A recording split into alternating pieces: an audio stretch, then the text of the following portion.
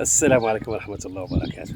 من هذا المكان الرائع، من البادية، من العروبية، الأصل أصول. رمان تبارك الله. ماشي موضوعنا الرمان ولا الزيتون كما كتشوفوا. اليوم موضوعنا التين الشوكي ديال النصارى، كنقول النصارى. يلا بينا تعالوا معنا تشوفوا.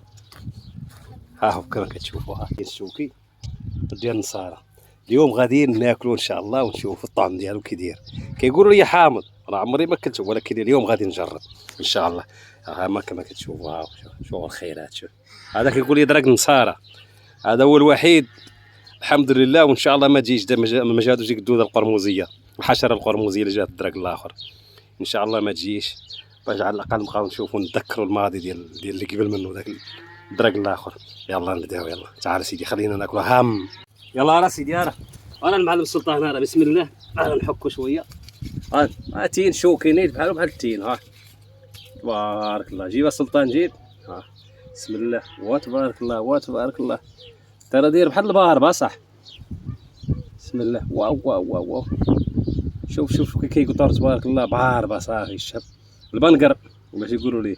شوف الضحايا، شوف والله العظيم. راه هنا، راه نلقى هنا نحلف الناس والله الاخوان.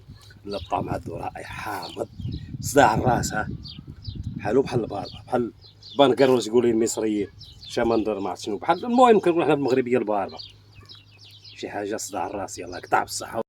انتم الاخوان غادي نمشيو نزرعو من الله. يلا اللي بغى شي حاجه غير 10,000 درهم ماشي بزاف. يلا صحه وهنا.